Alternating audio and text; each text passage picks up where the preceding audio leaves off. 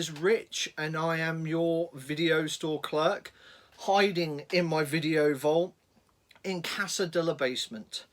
And yeah, so this is the first video of hopefully many, if you all like these videos.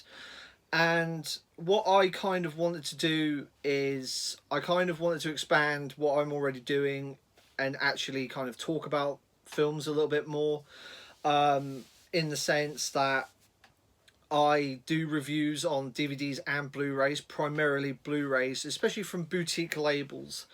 And recently I've found that a lot of the boutique labels are getting quite expensive. And I'm wondering, is it worth the kind of money you put down? Is it worth, you know, forking out, especially if you're a physical media collector?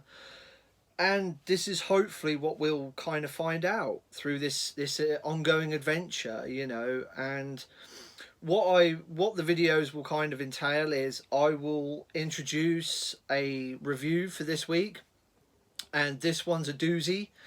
And I will then pair the film with another film. And so, like, you know, like the old days, like the old blockbuster days, you know, where you could go to someone and it's like, oh, you like this, you might like that. So hopefully you enjoy. So here's the review. So here is the blue. And here is the slip and the case. So I'll just pop that down for a sec. And here are the discs. As you can see, the new artwork is disc 2, the uncut / director's version. And disc 1 is the original theatrical artwork for the theatrical cut, which is a very nice touch. And yeah, so with my reviews, what I do is I always rate these out of about 25, especially for the single disc releases. When it comes to box sets, it's a little bit more. It kind of changes on that because obviously I include every film in that box set. So this one will be rated out of 25. So the film is, which is what I review, is the movie, the video, the audio, the extras, and the package. So the movie is a 4.5. It was an absolutely incredible movie. The only thing is I can say is it gets a little bit cheesy at times. But it's just because it's 1981, kind of mid-slasher boom. And, but it's still really, really great. And it goes into some really unexpected places. Video, which is on the back, it is a new 4K scan from Screen Factory. And it is an absolutely incredible scan. The only thing that I noticed was on the unrated cut is that some of the new gore shots, a couple of them didn't look as coherent as the rest of the film, but considering what they worked with, and you do see some of the original kind of inserts, they've done an absolutely bang up job, and I can't fault them for, you know, the hard work they've obviously put into the film. The audio is the original mono audio, and you get the audio commentary on the uncut version, and that is both are above and beyond kind of what you expect for this kind of film. So both get kind of extra points for that, so that makes that a 4 out of 5.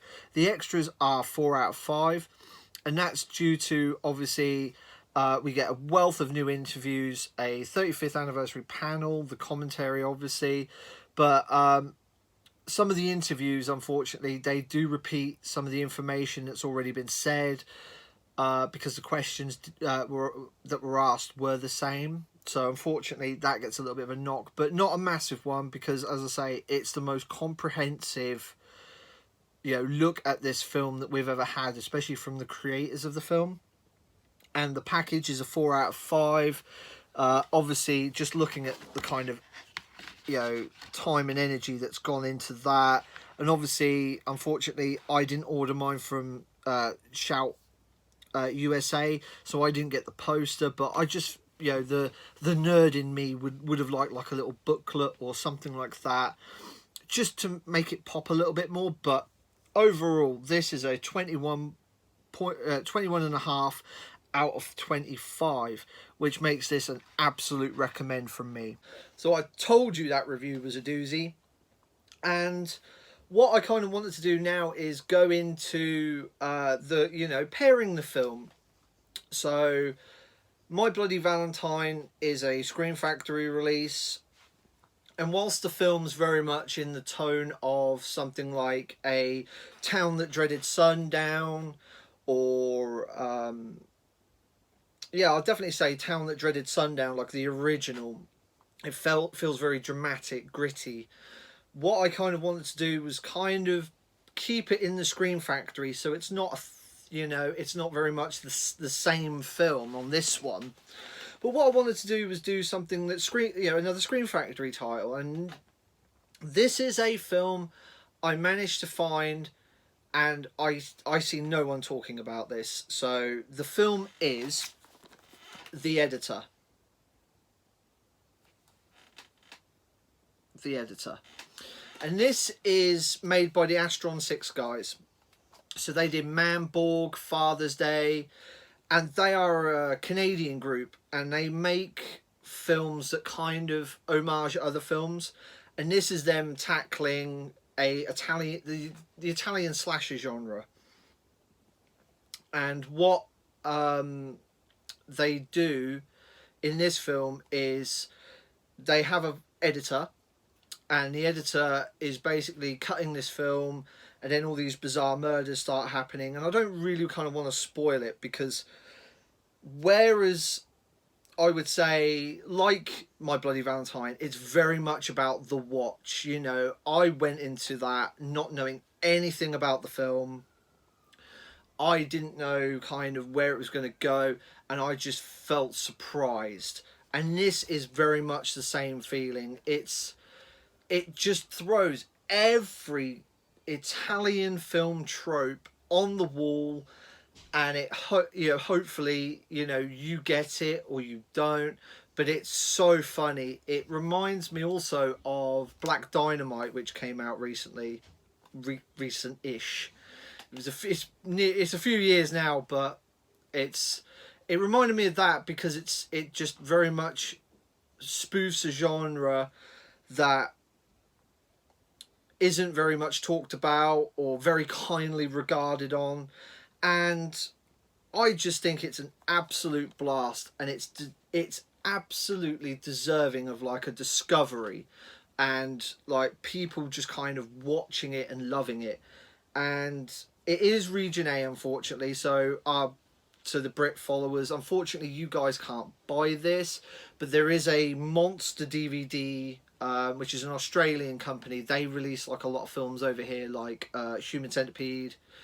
I think it was 1 and 2 and 3, and they've done some other kind of like cult films. And I really think this is something that especially if you're a film fan, you will absolutely love this. So thank you very much for watching. Please like, subscribe, all the usual biz. I'm on Letterboxd at the Video Store Clerk. I'm on Instagram, the Video Store Clerk. I'm at Twitter at the Video Store Clerk, and obviously you found me here. So that's kind of my platforms. They're kind of where I am and floating around. So I hope you enjoyed this video, and I'll see you on the next one.